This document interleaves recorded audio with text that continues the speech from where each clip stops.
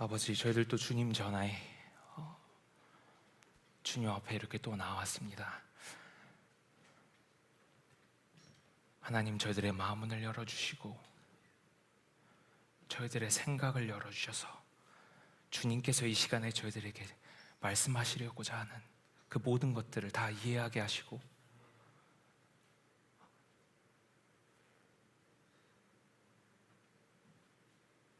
저희들이 머리로 그 말씀을 생각하고 받아들이는 것이 아니라 저희들 심령에 직접 말씀하시는 그 살아계신 주님의 능력의 말씀이 저희들의 살을 쪼개고 저희들의 생각을 쪼개고 저희들의 영혼을 가르고 저희들 심령 깊숙한 곳까지 주님의 말씀이 침투하여 주셔서 아버지 하나님, 저희들을 온전히 주의 것으로 뒤집어 놔 주시옵소서. 예수 그리스도의 이름으로 명하노니 말씀을 못 듣게 하는 더러운 어둠의 세력은 일곱 길로 쫓겨나갈지어다. 예수 그리스도의 이름으로 명하노니 우리 마음을 가로막는 이 더러운 사단아, 예수 이름으로 물러갈지어다. 아버지 하나님, 저희들의 마음을 붙잡아 주시옵소서. 저희들의 생각을 붙잡아 주시옵소서. 저희들이 주님의 말씀을 의지하여서 나아갈 때 아버지 하나님, 이 어둠의 세력이 주님 앞에 벌벌 떨면서 쫓겨나가는 그런 귀한 역사가 일어나게 하여 주시옵소서. 주님 이 시간에 함께하여 주시고 저희들에게 말씀하여 주시옵소서. 저희들 순종하겠습니다. 주님 말씀하여 주시옵소서. 예수님 이름으로 기도합니다. 아멘. 저희들이 어느덧 진도를 좀 많이 나가서 정돈을 한번 하고 가는 게 좋을 것 같아요.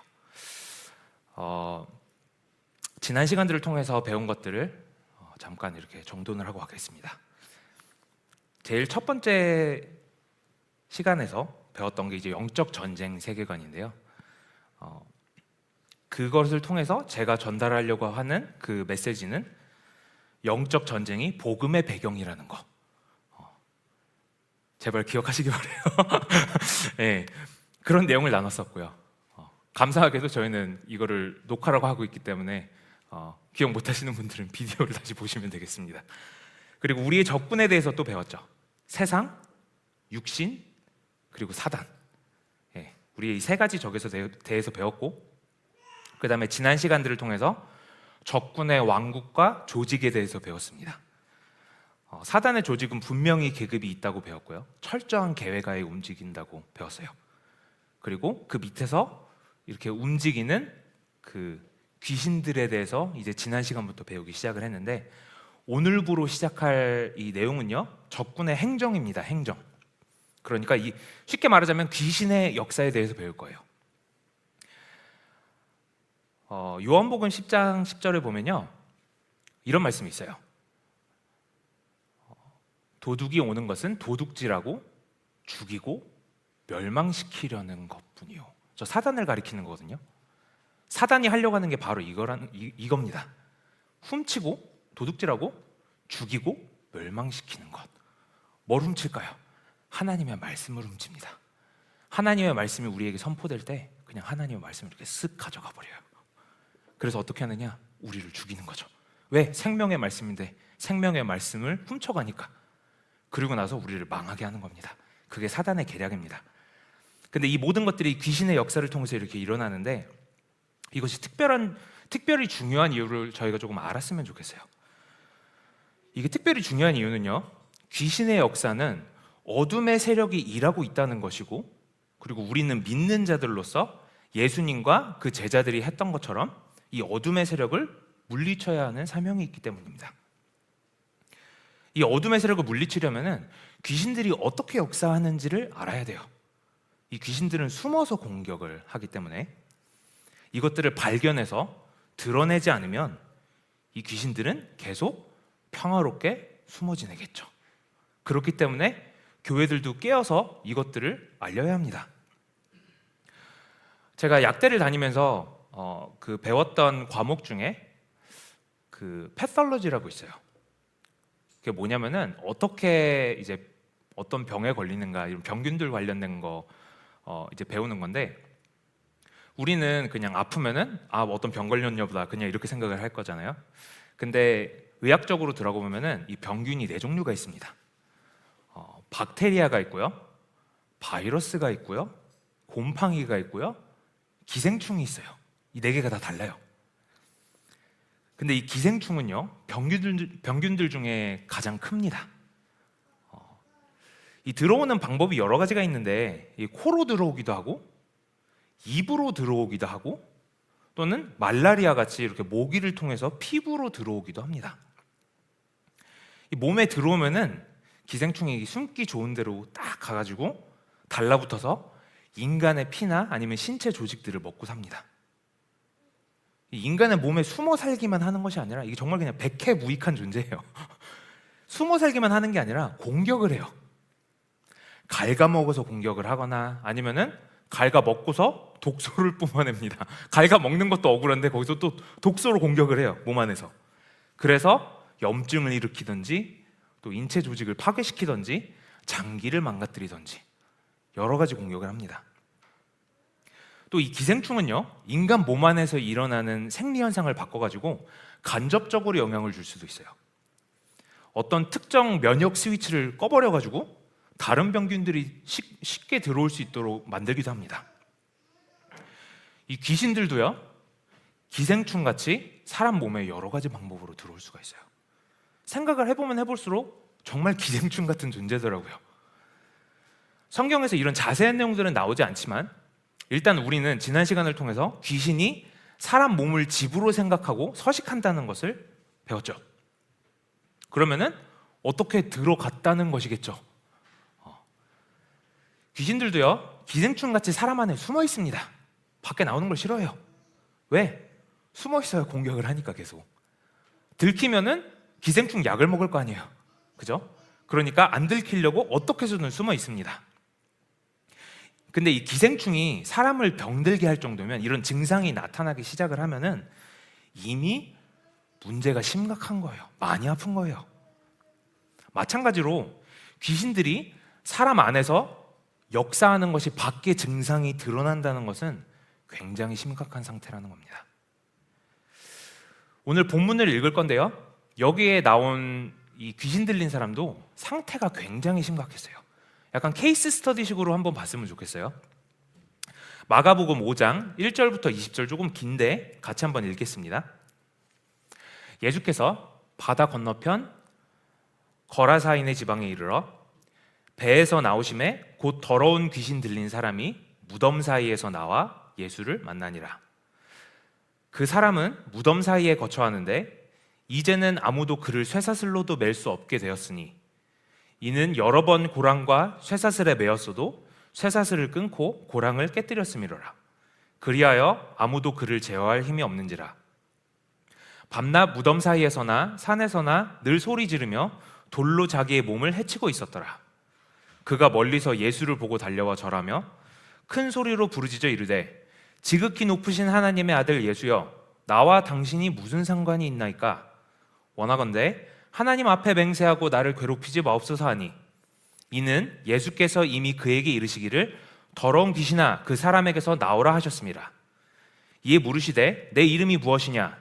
이르되 내 이름은 군대니 우리가 많음이니이다 하고 자기를 그 지방에서 내보내지 마시기를 간구하더니, 마침 거기 돼지의 큰 떼가 산 곁에서 먹고 있는지라.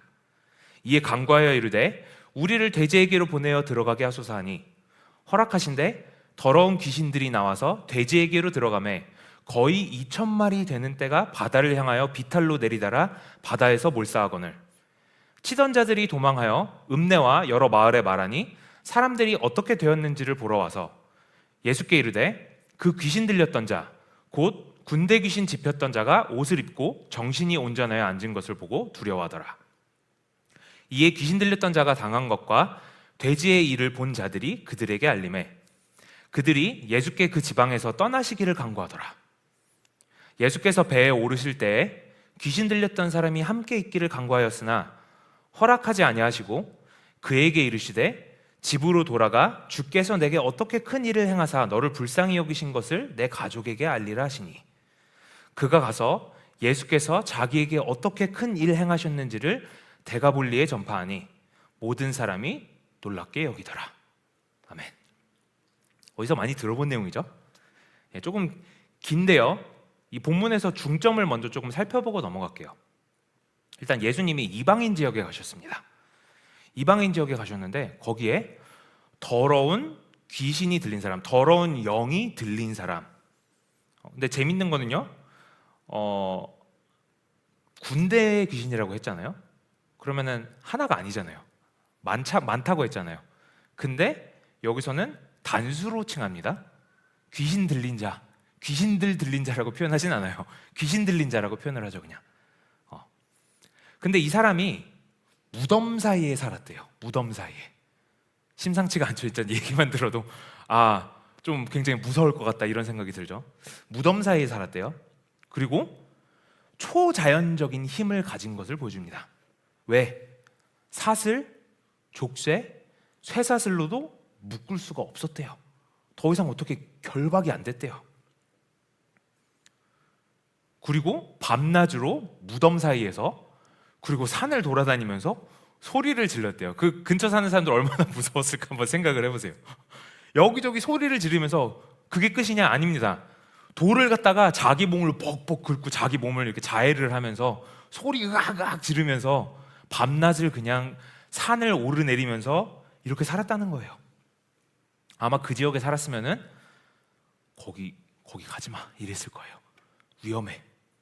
아마 그 동네 근처 사람들은 이 사람을 다 알았을 거고 피해야 되는 사람이 1순위였을 거예요. 아마 거기 절대 가지 마, 큰일 나. 사람들이 이랬을 거예요. 이 사람이 예수님을 멀리서 보고 달려와서 절을 합니다. 굉장한 의미를 가지고 있어요. 왜냐하면 예수님하고 이 사람은 서로 모르는 사이입니다. 근데 예수님이 이 이방인 지역에 가자마자 아무도 예수님을 모르는데 이 귀신 들린 사람이 와가지고 예수님한테 절을 하는 거예요. 예수님의 계급과 권위를 보여주는 거예요, 여기서. 그리고 예수님께서 이 귀신과 이제 대화를 하십니다. 사람하고 대화를 하는 게 아니에요. 그 사람 안에 있는 귀신하고 대화를 하십니다. 8절에 보니까 뭐라고 표현이 되어 있냐면은 그 사람에게서 나오라 이렇게 표현을 합니다. 그 사람에게서 나오라, 떨어져라가 아니고 나오라. 이건 무슨 말이냐? 그 귀신이 어디 겉에 이렇게 붙었다가 아니고요, 그 안에 있다는 거예요. 안에 있으니까 나오라고 하는 거죠. 그리고 어떤 귀신인지 물어보십니다. 이게 마치 어떤 모습으로 보이냐면요, 그 군대 최고 사령관이 이렇게 어디에 행차하셨는데 어디 쫄병이 이렇게 가다가 어이구 가서 이렇게 인사하는 이런 격인 거예요. 이게 계급을 아니까 가서 그냥 절을 하는 거죠. 물어보는 대로 답합니다. 안 그러면 죽으니까 대답을 합니다. 군대 귀신이라고 합니다. 군대 귀신. 이 영어로는 리전이라고 하는데요, 이게 로마 시대에 이 리전이라는 거는요, 한 부대를 뜻했는데 5,000명에서 6,000명 가량 정도 됐습니다. 자, 이 군대 귀신이라고 해서 이게 그럼 5,000마리다 6,000마리다 뭐 이런 거는 우리가 알 수는 없지만, 뭔가 정말 이 귀신이 자기 입으로 우리가 많다고 했다는 거는 정말 많다는 것을 우리가 이해를 할 수가 있겠죠. 그리고 다음 시간을 통해서 이렇게 배우겠지만 도대체 이 몇천 마리의 귀신이 어떻게 이 사람 몸 안에 다 들어갈 수 있을까 궁금하지 않으세요? 예, 그런 것도 다음 시간에 이제 배워볼 건데, 자, 예수님께서 이 귀신의 정체를 물어보신 것은 중요한 이유들이 있습니다. 지금 이 대화를 하고 있어요. 사람들이 보고 있죠. 어둠의 세력을 빛으로 끌어낸다는 것, 바깥으로 끌어낸다는 거는요, 어둠의 세력이 무너지는 겁니다. 왜? 어둠의 세력은 어두운 곳에 숨어 있어야 되거든요. 그래서 얘네들은 밝혀지는 게 너무 싫어합니다. 근데 예수님이 어떻게 하세요? 나와, 밝은 곳으로 나와 이거예요. 어둠에 있지 말고 나와라 이거예요. 왜? 나오면 밝아지니까, 빛으로 오면 세력이 무너지니까. 여기서 또 우리가 하나 집중해서 봐야 될 거는, 예수님은 이 지금 이방인 지역에 왜 가셨냐? 복음을 증거하러 가셨어요. 그죠? 근데 복음을 증거하러 가자마자 아직 한마디도 안 꺼냈는데 귀신 들린 사람이 와가지고 지금 이 난리가 났단 말이에요. 그 말은 뭐냐? 복음 증거와 이런 귀신이 나가는 일과 같이 어떠한 뭐 기적이 일어난다던가 이런 것들이 단지 그냥 종교적인 일이 아니고, 막 복음이 신학적으로 고상하게 생각하는 머리에서 변화가 일어나고 막 이런 게 아니고 실질적으로 사람의 삶이 바뀌는 일인 것을 나타내는 거예요. 이 복음을 전파하러 갈 때 이 귀신이 나가고 복음을 전파할 때 사람이 회복이 되고 실질적인 거라는 겁니다. 복음이 남 얘기가 아니라는 거예요. 복음이 저기 머리 좋으신 어디 신학자분들이 그냥 공부해서 그분들만 아는 그런 게 아니라는 거예요. 우리 삶에 실질적으로 영향이 있는 그런 능력이 있는 거라는 겁니다. 자, 바깥으로 드러내는 것을 사람들이 보고 이제 사람들이 무언가를 알게 되죠. 아, 저 사람이 미친 줄 알았는데 저 안에 귀신이랑 얘기를 하는 거 보니까 저거 귀신이 한 짓이구나. 사람들이 알게 되죠. 대화를 통해서 이 사람의 지금까지 이 이상한 행동들은 귀신이 한 짓이었구나, 이걸 알게 됩니다. 그리고 여기서 예수님께서 정말 얼마나 강한 분이신가가 우리가 또 한 번 볼 수가 있어요. 왜냐면은 지금 이 대화를 통해서 예수님이 어떤 것을 허락을 하시냐면은 돼지떼에 들어가는 걸 허락을 하세요. 그 군대 귀신이 이 사람에 나와서 2,000마리 가량 되는 돼지 속에 이렇게 들어가도록 허락을 하세요. 생각을 해보세요. 돼지 2,000마리를 한 번에 죽인다. 그거 얼마나 힘이 세야 되는 겁니까? 그죠? 근데 그런 귀신이 예수님 앞에서는 그냥 바로 폭삭수구리 했다는 거예요. 이렇게 예수님이 얼마나 대단한 분이신가가 드러나는 거죠. 예수님이 하나님의 아들이라고 사람들이 인정하게 된 것은 이런 기적들로 사람들의 관심이 끌리고 마음이 열린 상태에서 복음이 들어갔기 때문이에요. 자, 그리고 14절에 보니까 마을 사람들이 이거를 보고 이게 얼마나 특종감이었는지 사람들이 다 이거를 소식을 여기저기 퍼뜨립니다. 그래서 사람들이 와서 보니까 아니, 이 미쳤던 사람이 멀쩡하게 옷 입고 예수님과 앉아있는 기적을 보게 됐어요. 이게 무슨 일이냐? 지금 예수님께서 축사를 하셨는데 평화가 찾아왔다는 겁니다. 어둠의 세력이 쫓겨나가면요, 평화가 찾아오게 돼 있어요. 이 기적을 보고 근데 사람들은 다 두려워합니다. 이 기적이 크게 보면 두 가지가 있었죠. 지금 이 사람이 치유되는 기적이 있었고요, 그리고 이 돼지떼가 한꺼번에 죽는 기적이 있었습니다. 이 두 번째 기적은 사람들이 원치 않는 거였을 거예요, 아마. 누가복음에 적혀 있는 걸 보면요, 누가복음에도 똑같은 얘기가 나오거든요. 근데 누가복음에 적혀 있는 걸 보면은 사람들이 어떻게 반응을 하냐면은 예수님께서 지금 이 기적을 베푸신 거를 보고 못 본 게 아니에요. 보고서 두려워가지고 예수님한테 제발 우리 지역을 좀 떠나주세요, 이렇게 얘기를 합니다. 우리는 이렇게 생각할 수도 있어요. 그 돼지 주인들이 아이고, 내 돼지 2,000마리 죽었네. 아이고, 나 이제 인생 망했네. 여기서 얼른 나가십시오. 나 이러다가는 망해 죽습니다. 이렇게 해서 예수님을 내쫓은 거라고 생각할 수도 있겠지만 누가복음에 보면은 분명히 이 기적을 보고 다들 두려워하기 때문에 예수님을 이 지역에서 떠나가 달라고 이렇게 말을 하고 있습니다. 재밌는 거는요, 정작 그 귀신 들렸던 사람은요, 예수님의 제자가 되고 싶어요. 예수님을 따라가겠다고 합니다. 예수님은 근데 이 사람이 따라오는 것을 허락하지 않으시고 마을로 돌아가서 하나님께서 하신 일을 증거하라고 하세요. 그래서 이 사람이 돌아가서 증거했더니 뭐라고 기록하는가? 성경을 봤더니 모든 사람이 놀랍게 여기더라. 모든 사람이 놀랍게 여기더라. 이렇게 기록이 돼 있어요. 여기서 놀랍게 여기다라는 이 단어는요, 헬라어로 따우마조라는 단어인데요, 이게 너무 놀라서 경이롭게 여기다 이런 뜻입니다. 그냥 그런 일이 있었어? 이런 놀란 정도가 아니라는 거예요. 너무 놀라가지고 깜짝이야, 진짜로? 그런 일이 있었어? 그래서 그것을 생각해보게 만들다라는 의미를 내포하고 있어요. 그러니까 사람들이 볼 때는 이게 진짜 그냥 한번 보고 그냥 잊을 수 있는 그런 정도의 내용이 아니었던 거예요. 사람들이 보고서 아니, 그 밤낮으로 생각을 해보세요. 그 지역에 있던 사람들은 밤낮으로 소리 지르는 거 들었을 거 아니에요. 근데 이날부터 소리 지르는 게 없어졌어. 이거 평화가 찾아왔네? 이거 어떻게 된 거야? 사람들한테는 엄청난 특종이었던 겁니다. 자, 그래서 이 사례를 보면요, 귀신이 역사하는 사람의 특징이 몇 가지가 보여요. 일단 지난 시간에도 말씀을 드렸지만 귀신 들렸다라는 표현은 사실 많은 오해를 일으킵니다. 지난 시간에 제가 악마화라는 단어가 더 맞다고 설명을 드렸어요. 그럼 뭐냐면은 이게 어떤 사람이 있고 귀신이 있다 없다가 아니고요. 사람이 있고 귀신의 영향이 점점 돼가지고 이게 이제 귀신한테 사로잡히는 그 과정이라고 했어요. 그러니까 악마화가 돼간다는 거예요. 정도가 있다는 거예요. 그러니까 이게 스위치처럼 켰다 껐다 언앤오프가 아니고요. 이게 1%, 5%, 10%, 20%, 50% 막 이런 식으로 이렇게 악마화가 돼가는 정도가 있다는 겁니다. 이 군대 마귀에게 괴로움을 받고 있었던 사람은요, 악마화가 거의 끝까지 된 것 같아요. 그러니까 완전 빙의가 된 상태죠.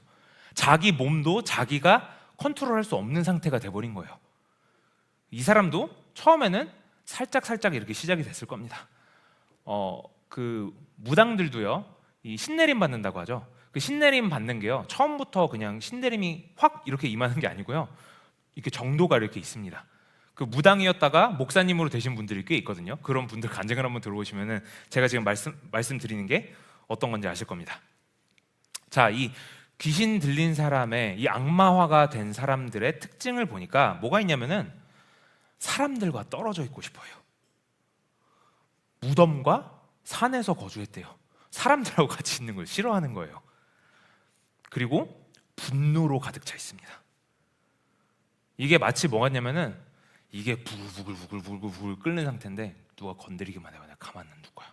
건드리면 그냥 으악 이렇게 나가는, 이렇게 분노로 가득 찬 상태라는 거예요. 이 악마화가 돼 있는 상태가. 그리고 얼마나 공격적인지, 이 공격할 게 없으니까 그냥 자기 몸까지 해치는 거예요. 이렇게 사람들이 괜히 결박하려고 한 게 아니에요. 너무 공격적이기 때문에. 자, 그리고 돼지 안에 들어가서 돼지 안에서도 이 어떻게 했어요?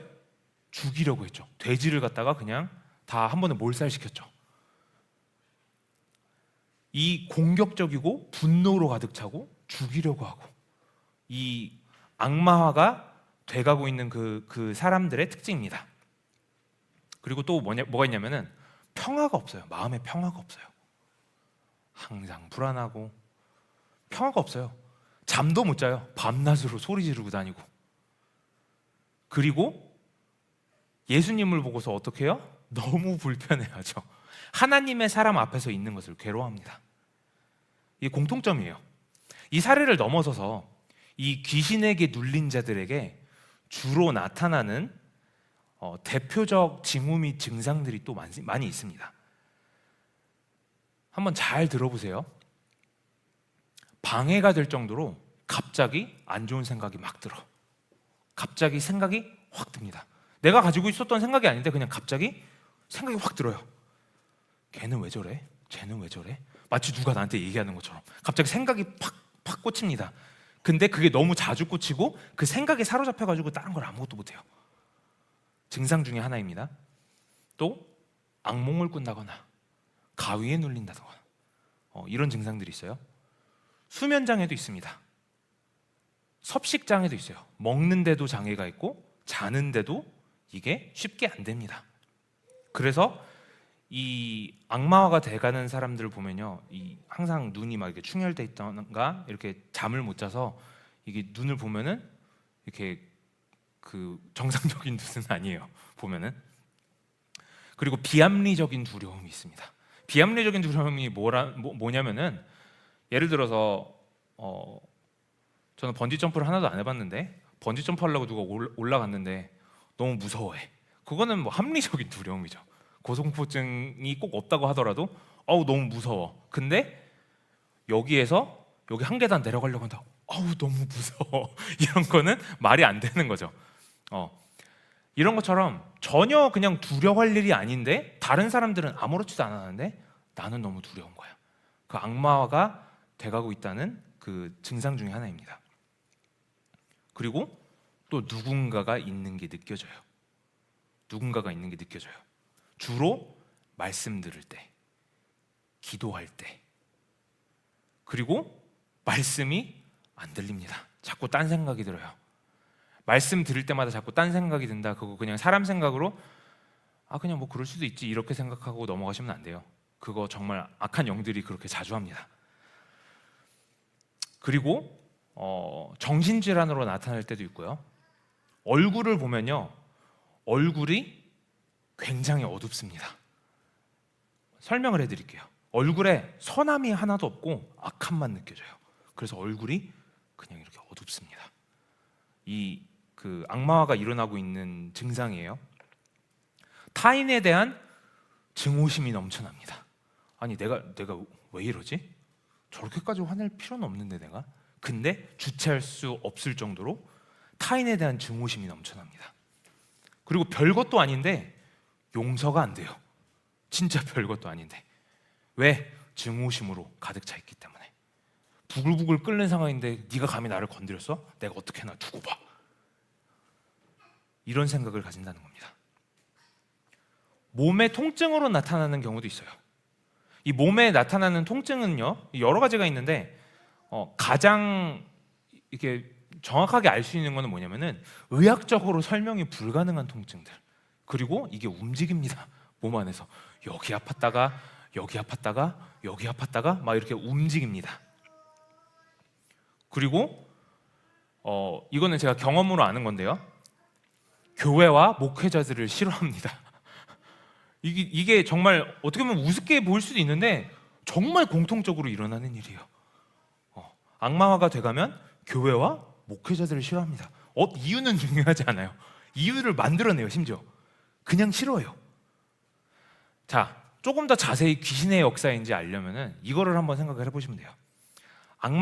귀신들은 휴가를 가지 않습니다. 그래서 지속적으로 영향이 있어요. 계속해서 같은 상황이 반복되고 같은 일들이 반복이 되고 이렇게 계속해서 괴롭힘을 당합니다. 그러니까 이렇게 한번 생각해 보세요. 어떤 상황이 계속 반복해서 일어난다면, 어떤 상황만 되면 내가 넘어진다면, 어떤 상황만 되면 내가 꼭 화를 주체할 수 없을 정도로 이렇게 된다면, 어떤 상황만 되면 내가 용서를 못하게 된다면, 이런 게 계속 반복해서 일어난다면 합리적으로 우리는 이게 혹시 악마화가 돼가고 있는 게 아닌가, 이걸 의심해 볼 필요가 있다는 겁니다. 제가 지난번에 이 질문을 던졌는데 제가 이번 주에 설명을 해드린다고 했죠. 기독교인 안에 귀신이 살 수 있나요? 설명을 해드리겠습니다. 이걸 다른 말로 하자면요, 성령과 악한 영이 공존할 수 있을까요? 라는 질문입니다. 근데 이 질문은요, 이 질문하고 똑같아요. 기독교인도 죄를 지을 수 있나요? 지을 수 있죠. 똑같은 질문입니다. 근데 죄에는 결과가 있습니다. 아니, 근데 어떻게 성령하고 악령하고 같이 공존을 할 수가 있어? 그리스도인에는 성령님이 사시는데 어떻게 그 안에 악한 영이 같이 살 수가 있습니까? 자, 두 영이 공존을 하는 거예요. 하나는 성령이고 하나는 마귀입니다. 당연히 그러면 안 되는 거예요. 그런데 두 영이 있는 거예요. 그게 어떻게 가능하죠? 자, 잘 생각해 보세요. 성령이 더러운 그릇에 거하지 않는다면 우리는 소망이 없습니다. 안 그렇습니까? 여기 의인이신 분 손 한번 들어보세요. 성령님이 더러운 곳에 거할 수가 없으면 우리는 소망이 없는 사람들입니다. 이건 마치 뭐랑 같냐면은 교수님이 자, 이제 네가 시험에 합격했으니까 내가 너를 가르치겠다, 이런 거랑 똑같습니다. 가르쳐야지 시험을 볼 수 있을 거 아니에요. 그죠? 성령님은요, 우리가 완전히 깨끗할 때, 즉 성령님의 임재와 능력이 충만할 때만 들어오시는 것이 아니라 우리를 깨끗하게 하시기 위해서 들어오십니다. 에베소서 4장 23절 24절 한번 볼게요. 오직 너희의 심령이 새롭게 되어 하나님을 따라 의와 진리와 거룩함으로 지으심을 받은 새 사람을 입으라. 자, 여기서 새롭게 되다라는 이 표현이 영어로 보면요, 이게 수동으로 적혀 있어요. 그러니까 새롭게 된다는 게 내가 새롭게 한다는 게 아니에요. 새롭게 만들어지다라는 뜻이에요. 누가 만듭니까? 성령님이 만드시는 겁니다. 자, 고린도후서 3장 18절을 볼게요. 우리가 다 수건을 벗은 얼굴로 거울을 보는 것 같이 주의 영광을 보매 그와 같은 형상으로 변화하여 영광에서 영광에 이르니 곧 뭘로? 주의 영으로 말미암음이니라. 다른 말로 하자면 주님의 영으로 성령님으로 말미암아서 우리가 하나님의 형상으로 변화한다는 겁니다. 그러니까 성령님이 우리 안에서 역사를 하셔가지고 청소를 하셔가지고 우리가 하나님의 형상으로 변화되고 있다는 거예요. 자, 또 하나 예를 들어 드릴게요. 지난 시간에도 제가 말씀을 드린 것 같은데 다윗이 간음과 살인을 저지르고 하나님께 어떻게 기도를 했냐면은 주의 성령을 내게서 옮기지 마옵소서라고 기도했습니다. 다윗은 성령이 임한 사람이었어요. 근데 죄를 저질렀습니다. 죄를 저질렀으니까 어떻게 돼요? 그 안에 악한 영이 공존을 하겠죠. 그러니까 다윗이 주의 성령을 내게서 옮기지 마옵소서. 왜? 주의 성령이 떠날 수가 있으니까.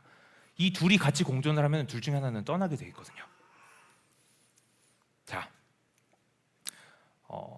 빨리빨리 설명하고 넘어가겠습니다. 이게 성경적으로 들어가면은 예가 굉장히 많습니다. 그냥 말씀드리면은 아, 그렇게 생각해보니까 그것도 그렇네 이러실 거예요. 에덴 동산에 뱀이 있었죠. 하나님이 계신 곳에 어떻게 사단이 있어? 그죠? 에덴 동산에 뱀이 있었죠. 마태복음 13장에 보면요, 말씀이 뿌려졌는데, 말씀을 이제 곡식으로 비유를 하셔서 예수님이 설명을 하셨어요. 말씀이 뿌려졌는데 새들이 와가지고 그 곡식을 빼앗아 갑니다. 그 새들이 사단의 세력들을 뜻합니다. 말씀이 뿌려졌다는 것은 믿는 사람이라는 거예요. 믿는 사람 마음속에 와가지고 뺏어간다는 거예요. 그럼 어디 있겠어요? 안에 있겠죠. 자, 아나니아와 삽비라, 우리 잘 아는 내용이죠. 이 사도행전 5장 1절부터 3절 있나요 혹시? 네, 이건 제가 그냥 설명을 해드리겠습니다. 아나니아라 하는 사람이 그의 아내 삽비라와 같이 소유를 팔아가지고 그거를 갖다가 돈을 얼마를 감추고 사도들의 발 앞에 둡니다. 자, 우리 이거 팔아서 가져왔습니다. 이제 이렇게 합니다. 베드로가 뭐라고 하냐면은 아나니아야, 어찌하여 사탄이 내 마음에 가득하여 내가 성령을 속이고 땅값 얼마를 감추었느냐 이렇게 말합니다. 여기서 내 마음에 가득하다, 이 가득하다라는 표현이요, 성령이 충만하다라는 그 표현이랑 그 같은 원어에서 나온 거예요. 그러니까 우리 마음을 채우는 것 같이 귀신도 마음을 채울 수가 있다는 겁니다. 노아의 방주 안에 부정한 동물들이 있었을까요? 없었을까요? 있었죠. 자, 느헤미야에 보면요, 하나님의 성전에 불법으로 침투한 도비아라는 사람이 나옵니다. 하나님의 성전은 뭐 하는 곳이에요? 하나님의 집이에요. 근데 거기에 감히 불법으로 침투한 사람이 있습니다. 그거는 어둠의 세력을 뜻하는 거예요. 에스겔의 성전 환상을 보니까 그 안에 온갖 부정한 것들이 잔뜩 있었습니다. 신약으로 넘어와서 예수님께서 성전 청소를 하셨다. 어떻게 청소를 하셨냐? 성전에 와서 상인들을 몰아내셨죠. 어디 감히 하나님의 집에 더러운 것들이 있어. 그러고서 내보내셨죠. 베드로를 책망하고 예수님께서 사탄아 물러가라 이렇게 책망하셨죠. 자, 이걸 다 정리를 하자면은 믿는 자에게도 귀신이 충분히 서식할 수 있다는 겁니다. 더 이상 예를 들지 않을게요. 너무 지금도 많이 했으니까. 이 믿는 자에게도 귀신이 충분히 서식할 수 있다는 것을 모르면요, 귀신의 역사인데 하나님의 역사라고 속으면서 살 수가 있습니다. 기도를 하고서 응답이 왔는데 나 하나님한테 응답받았어 이렇게 하고 그대로 따라 사는데 알고 보니까 귀신이 응답한 거야. 이런 경우가 있다고요. 그래서 우리는 귀신이 믿는 자들 안에도 서식할 수 있다는 것을 분명히 알아야 됩니다. 근데 우리가 정말 조심해야 될 부분이 하나가 있어요. 뭐냐면은 귀신이 기생충이지 사람이 기생충이 아니라는 거예요. 목회자들도 조심해야 하고 받아들이는 사람도 조심해야 됩니다. 정죄하는 것은 귀신이 부추기는 일이에요. 하나님이 사랑하시는 일이 아닙니다. 누가 그런 마음을 줄까요? 잘 생각해 보세요. 자, 본문에서 사람들에게 이 군대에 귀신 들린 사람은 피해야 하는 존재였어요. 그죠? 피해야 되는 그냥 1호 대상이었습니다. 그러나 예수님 눈에는 치료가 필요한 아픈 사람이었습니다. 예수님께서는 자비를 베푸셨다는 거예요. 우리는 이 점들을 본받아야 됩니다. 그리고 올바른 문화를 가져야 돼요. 고통받는 사람을 보면서 저 사람 귀신 들렸대. 가까이 가지 마. 또는 또 귀신 들려서 난리네. 이거는 예수님의 눈으로 보는 게 아니에요. 예수님의 눈으로 보는 것은 저 사람 도움이 필요하구나. 저 사람을 측은히 여기고 저 사람을 위해서 같이 기도해주고 같이 마음 아파하고 그 마음이 예수님이 주는 마음입니다. 이 정죄하는 마음은요, 그게 목회자가 됐든 누가 됐든 간에 하나님 눈으로 볼 때 절대 옳은 마음이 아닙니다. 거꾸로 도움이 필요한 사람은요, 본인이 도움이 필요한 것을 인정을 해야 돼요. 제가 일하는 곳에서 제 밑에서 일하는 직원이 하나가 있는데, 그 직원이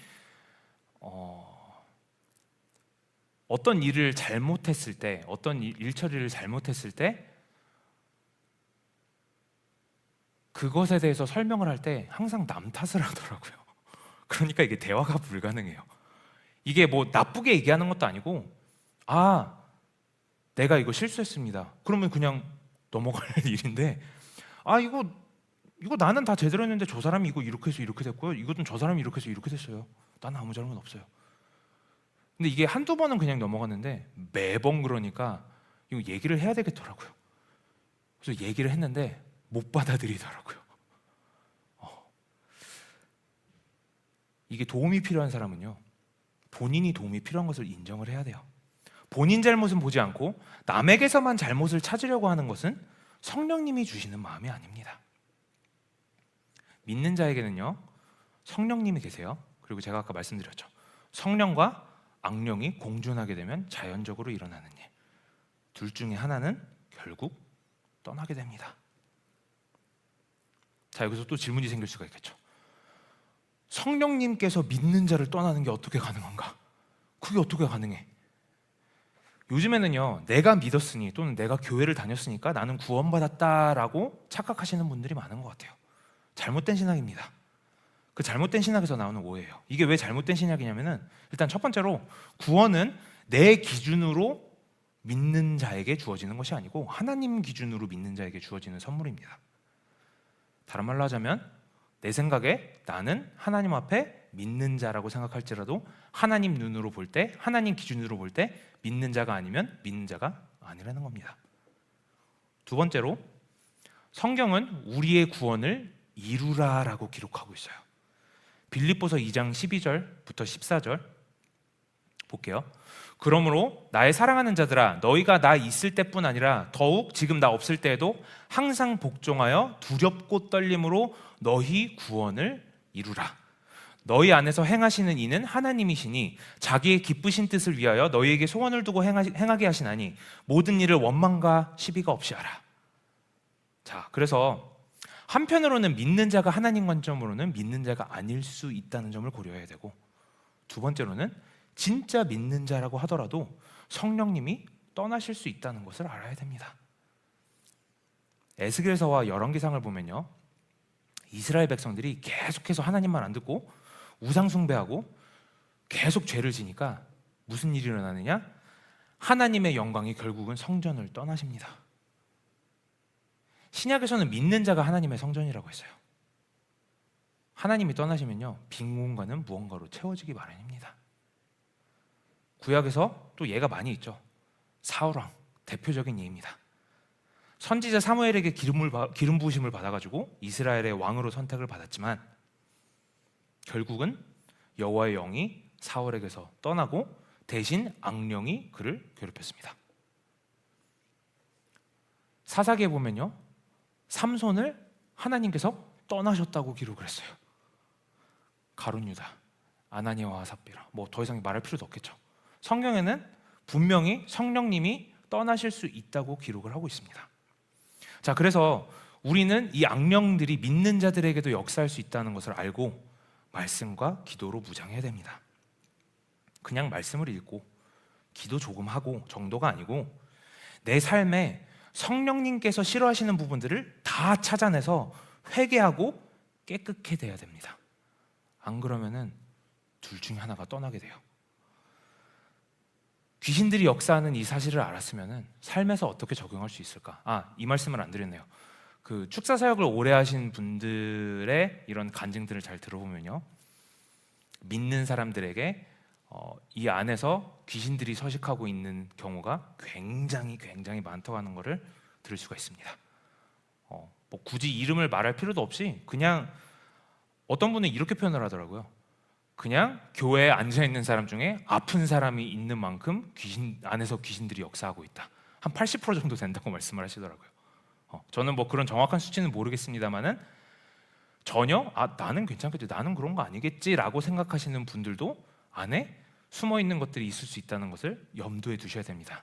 그리고 저희가 자가 축사에 대해서 배울 때 한번 해보세요. 뭐가 나가나. 자, 그러면은 이 귀신들이 역사하는 이 사실들을 알았으면은 삶에서 어떻게 적용할 수 있을까? 예수님께서 하신 것을 보니까 어둠의 세력을 빛으로 드러나게 하셨습니다. 악령은요, 이 어둠의 세상 주관자라고 불립니다. 다른 말로 하자면 어둠이 많을수록 악령들의 세력이 더 강해진다는 거예요. 숨어 있으면 숨어 있을수록 어둠이 더 많을수록 이 세력이 더 강하다는 거예요. 그래서 이 영적인 어두움과 이런 무지함이 더 많이 존재할수록 어둠의 세력들이 그 영역에서 더 많이 통치할 수 있다는 겁니다. 그래서 악령들은 빛으로부터 숨으려고 해요. 왜냐하면 숨으면은 멸망을 피할 수 있다고 생각을 하기 때문에, 안 들키니까 기생충처럼 계속 살면서 계속 이 사람 갉아먹고 이 사람을 완전 장악해버리면은 그때는 이제 다른 사람들까지 망가뜨리려고. 여호수아서를 보면요, 여호수아가 가나안 정복을 할 때 아모리족 속의 5 왕들이 이 여호수아와 싸우는 그 장면이 나옵니다. 이 아모리족 속의 5 왕들은요, 영적으로 어둠의 세력을 나타내요. 그래서 여호수아는 여호와의 세력을 나타내고 이 아모리 왕들은 영적으로 어둠의 세력을 나타내고, 이렇게 둘이 전쟁을 합니다. 하나님이 도와주셔가지고 이 5 왕들을 여호수아에게 넘겨주세요. 여호수아한테 크게 패배하고서 이 5 왕들이 도망을 갑니다. 어디로 도망가냐면은 막게다라는 곳에 동굴 속에 싹 숨어버려요. 그리고 그 병사들은 다 뿔뿔이 흩어집니다. 그러다가 어떤 사람이 이 왕들이 숨은 곳을 여호수아한테 알려줘요. 여호수아가 뭐라 그러냐면은 자기 군대에게 대적의 뒤를 따라가 그 후군을 쳐서 그들이 자기들의 성읍에 들어가지 못하게 하라. 그러니까 다 몰살시켜버려라 이거예요. 그러고 나서 이 어둠의 5 왕들은 그 숨어있는 굴에다가 돌을 굴려버려가지고 아예 그냥 여기에 가둬버리자, 이렇게 해서 가둬버려요. 그래서 이런 잔챙이 병사들을 어느 정도 다 처리하고 나서 이 5 왕을 손을 보기 시작합니다. 여호수아 10장 22절부터 26절을 볼게요. 그때 여호수아가 이르되 굴 어귀를 열고 그 굴에서 5 왕들을 내게로 끌어내라 하매 그들이 그대로 하여 그 5 왕들 곧 예루살렘 왕과 헤브론 왕과 야르무드 왕과 라기스 왕과 에글론 왕을 굴에서 그에게로 끌어내리라. 그 왕들을 여호수아에게로 끌어내매 여호수아가 이스라엘 모든 사람을 부르고 자기와 함께 갔던 지휘관들에게 이르되 가까이 와서 이 왕들의 목을 발로 밟으라 하매 그들이 가까이 가서 그들의 목을 밟으매 여호수아가 그들에게 이르되 두려워하지 말며 놀라지 말고 강하고 담대하라. 너희가 맞서서 싸우는 모든 대적에게 여호와께서 다 이와 같이 하시리라 하고 그 후에 여호수아가 그 왕들을 쳐 죽여 5 나무에 매달고 저녁까지 나무에 달린 채로 두었다가, 이러고 나서 나중에 그 숨었던 동굴에다가 다시 집어넣고 가둬버립니다.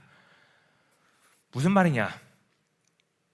어둠 속에서 끄집어내야 된다는 거예요. 숨어 있는데 빛이 있는 곳으로 끌어내야 된다는 겁니다. 그래야지 세력이 약해져요. 지난 시간에도 나눴지만 예수님의 모든 축사 사역은 공사역이었습니다. 사람들이 다 보는 곳에서 굳이 그 일을 왜 하셨겠어요? 예수님이 볼 때는 그냥 아픈 사람인 거예요. 근데 그 아픈 게 그 사람이 이상한 게 아니고 그 사람한테 어두운 영이 괴롭히고 있으니까 그 어둠의 세력을 밖으로 끄집어내서 무찌르시는 거예요. 우리가 여기에서 집중해야 될 부분은 예수님께서 어떻게 어둠의 세력을 빛으로 드러내셨나, 이거입니다. 그 방법은요, 또 이게 지난 시간에도 배웠지만 이게 우리가 생각하는 방법이랑 좀 많이 다릅니다. 예수님의 방법은 뭐였냐면요, 자비와 용서였습니다. 이 어둠의 세력을 빛으로 끌어내는 데는 자비와 용서가 있어야 돼요. 예수님은 다른 사람들이 그를 제지하는 데 신경을 쓰는 동안에 그 사람을 해방시키는 데 신경을 썼습니다. 다른 사람들은 죽은 2천여 마리가량의 돼지를 아까워하는 동안에 예수님은 이 한 영혼이 새 사람 된 것을 기뻐하셨어요. 마찬가지로 예수님의 마음으로, 측은히 여김으로 자비와 용서를 베풀어야 됩니다. 자비는요, 간단히 얘기해서 마땅히 받아야 될 형벌을 주지 않는 것이 자비예요. 그런데요, 자비는 공짜가 아닙니다. 받는 사람은 공짜라고 생각할 수 있지만 주는 사람은 그 비싼 값을 다 지불을 해야 돼요. 예를 들자면 예수님께서 우리의 죄를 위해서 십자가에서 돌아가신 것, 우리는 공짜라고 생각할 수 있지만 예수님은 그 대가를 지불하셨습니다. 자비란 그런 거예요. 자비를 베푸는 사람이 그 모든 값을 지불해야 됩니다. 이 오늘 본문을 보니까 예수님이 어떤 말씀을 하셨냐면은 19절 한번 볼게요. 마가복음 5장 19절. 허락하지 아니하시고 그에게 이르시되 집으로 돌아가 주께서 내게 어떻게 큰 일을 행하사 너를 불쌍히 여기신 것을 내 가족에게 알리라 하시니. 자, 여기 보면요, 영어로 보면은 Go home to your own people 이렇게 기록이 돼 있어요. 자, 집으로 돌아가래요. 이 사람 어디서 살았어요?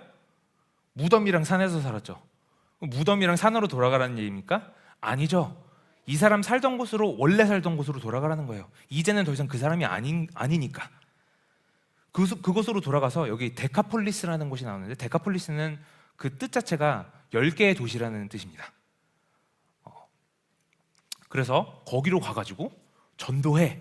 예수님께서 말씀하신 게 이거예요. 그래서 예수님의 방법은 뭐냐? 자비와 용서, 그리고 이 사람을 이제 제자 삼아가지고 전도하러 보내는 거예요. 제자 삼는 거예요. 있는 곳에서 제자 삼는 거예요. 그게 예수님의 방법입니다. 그래야 어둠의 세력이 무너지는 거예요. 그래서 복음을 전하는 것, 어둠의 세력을 물리치는 것, 제자를 삼는 것, 모든 것이 사실은 하나라는 것을 우리는 알아야 됩니다. 이 모든 것은 인간을 통해서 일어나지만 성령님께서 하시는 일이에요. 그럼 우리가 해야 할 일은 뭘까요? 성령님이 우리를 사용하실 수 있도록 순종하는 것밖에 없습니다. 순종해야 돼요. 순종밖에 없습니다. 그래서 우리는 성령님을 근심하게 하면 안 돼요. 사도 바울이 이렇게 기록을 하죠. 성령을 근심케 하지 말아라. 성령님을 근심하게 한다는 것, 뭐가 있을까요? 하나님께서 원하시는 것을 아는데 하지 않는 것, 성령님을 근심시키는 겁니다. 하나님이 내가 기도하기를 원하시는데, 하나님이 내가 말씀 보기를 원하시는데, 나 너무 피곤해, 오늘은 좀 아닌 것 같아. 성령을 근심하게 하는 일입니다. 거꾸로 하나님께서 싫어하시는 것을 아는데 하는 것. 근데 나 저 사람 좀 욕 좀 하고 싶은데, 저 사람이 나한테 너무 못된 짓을 했는데, 저 사람이 너무 미운데, 성령님을 근심케 하는 일입니다. 성령님을 근심하게 하는 것은요, 그 아픈 사람이나 그 아픈 사람 주위에 있는, 근처에 있는 사람들이나 둘 다 할 수 있어요.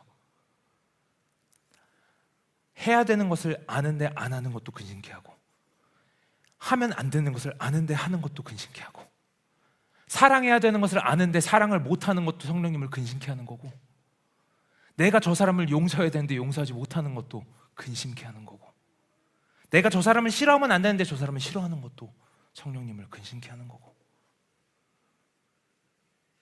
괴로워하는 사람이 있는데 그 아픈 사람을 맹수 취급하는 것은 예수님이 원치 않으십니다. 사람들은 족쇄로 가두려고 할 때 예수님은 해방을 하셨어요. 괴로워하는 사람이 있는데 돼지 아까운 걱정하는 것도 예수님이 원치 않으십니다. 시간이 아까워요? 재물이 아깝습니까?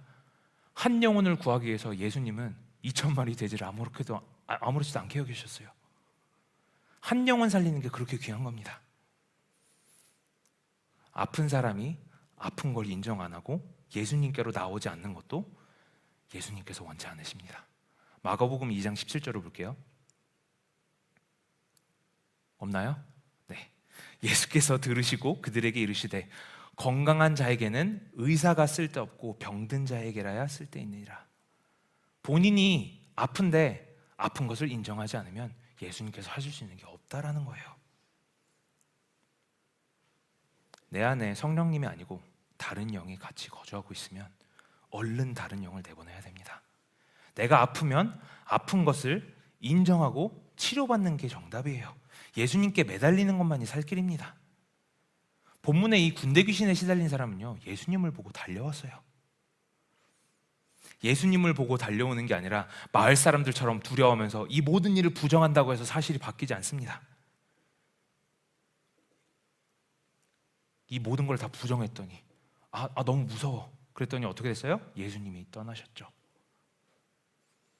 마찬가지로 우리 안에 두 영이 존재한다면 얼른 성령님만이 남으실 수 있도록 회개하며 성령님 떠나지 말아달라고 다윗의 기도를 드려야 됩니다. 제가 예전에 설명을 드렸죠. 어떤 생각이 왔을 때 이 생각의 출처를 먼저 확인을 하시라고. 생명으로 이끌면 하나님이 주시는 생각이고요, 죽음으로 이끌면, 죄로 이끌면 사단이 주는 생각입니다. 이거는 100%입니다. 항상 그렇습니다. 뭐가 옳고 뭐가 틀리고, 이게 맞고 이게 틀리고, 저 사람이 먼저, 그게 중요한 게 아니라고요. 출처를 생각해 보시라고요. 출처를 보시고 이게 테러리스트한테서 온 거야. 그럼 버려야죠. 폭탄인 걸 아는데 왜 합니까? 그죠? 전화가 왔는데 보이스피싱 하는 사람한테도 전화가 왔어. 끊어버려야죠. 그거 왜 듣고 있어 그거를. 그죠? 이 우편물을 열어봤으면은 아무것도 남기지 말고 그냥 다 버려야 돼요. 아까운 게 아니에요. 이거는 이것 때문에 고민하고 있으면 성령님이 근심하십니다. 여기 이 성전에서 저희가 이렇게 예배를 드리고 있는데 여기서 갑자기 두 사람이 치고받고 싸운다고 해보세요. 어떻게 해야 됩니까? 밖에서 하세요. 밖에서. 그죠? 지금 누가 뭐 먼저 쳤고 누가 먼저 욕했고 그게 중요한 게 아니라고요. 하나님의 성전은 그런 곳입니다. 하나님의 성령님을 근심시키면 안 돼요. 우리는 성령님이 없으면요, 이 전쟁을 이길 수가 없어요. 성령님이 없으면요, 우리가 이 전쟁을 하는 가운데 적의 세력에 서 있던가 아니면 적의 포로로 있던가 둘 중에 하나입니다. 우리가 해야 되는 거는 정말 하나밖에 없어요. 성령님이 일하시도록 허용하는 것. 우리 다 알잖아요. 이거는 해야 되고 이거는 하면 안 되고. 그러면 지면 안 돼요. 싸워야 됩니다. 어떻게 싸우느냐? 정리해 드릴게요. 하나님을 사랑하고 이웃을 사랑하고. 예수님께서 왜 모든 계명을 이 두 개로 이렇게 요약을 하셨는지 저는 이해가 가요. 정말 다 포함되는 것 같아요. 하나님을 사랑하고 이웃을 사랑하면은 하나님께서 말씀하신 게 다 이루어집니다. 복음을 전파하고 어둠의 세력들이 하는 일을 빛으로 끄집어내고 자비와 용서를 베풀고. 한번 해보세요. 오늘부터. 우리가 소금과 빛으로 이 세상에서 빛난다는 거는요, 바로 이겁니다. 사랑하는 거예요. 하나님을 사랑하고 내 이웃을 사랑하고. 그럼 무슨 일이 일어나냐면요, 우리 주위의 어둠의 세력들이 다 무너집니다. 어둠의 세력들이 우리가 빛이기 때문에, 빛이 거기에 임하기 때문에 어둠이 살아남을 수가 없어요. 바라기는 저희 기름 부으신 교회 성도님들은 정말 성령님의 빛으로 가득 차서 가는 곳곳마다 어둠의 세력들이 벌벌 떨면서 무너지는 역사가 일어나기를 정말 축원드립니다. 기도하겠습니다.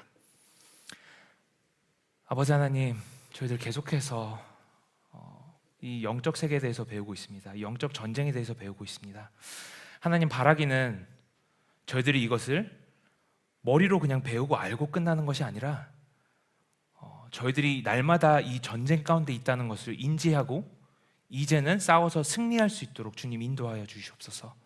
하나님, 날마다 삶 가운데 저희들을 괴롭히는 악한 영들이 너무나도 많습니다. 저희들에게 안 좋은 생각들을 심어주는 영들이 너무나도 많습니다. 하나님, 주님의 성령님으로 싸워서 이기게 하시고 저희들의 힘으로 할 수 있는 것은 아무것도 없다는 것을 주님 앞에 고백하면서 주님만 의지하고 나아가는 귀한 성도님들 될 수 있도록 주님 함께하여 주시옵소서. 오늘도 돌아가는 발걸음 주님께서 모두 지켜주시고 집에 가서도 아버지 하나님 악한 세력 틈타지 못하도록 성령님께서 함께하여 주시고 승리 주시옵소서. 감사하며 예수님 이름으로 기도합니다. 아멘. 주기도문으로 마치겠습니다. 하늘에 계신 우리 아버지, 아버지의 이름을 거룩하게 하시며 아버지의 나라가 오게 하시며 아버지의 뜻이 하늘에서와 같이 땅에서도 이루어지게 하소서. 오늘 우리에게 일용할 양식을 주시고 우리가 우리에게 잘못한 사람을 용서하여 준 것 같이 우리 죄를 용서하여 주시고 우리를 시험에 빠지지 않게 하시고 악에서 구하소서. 나라와 권능과 영광이 영원히 아버지의 것입니다. 아멘.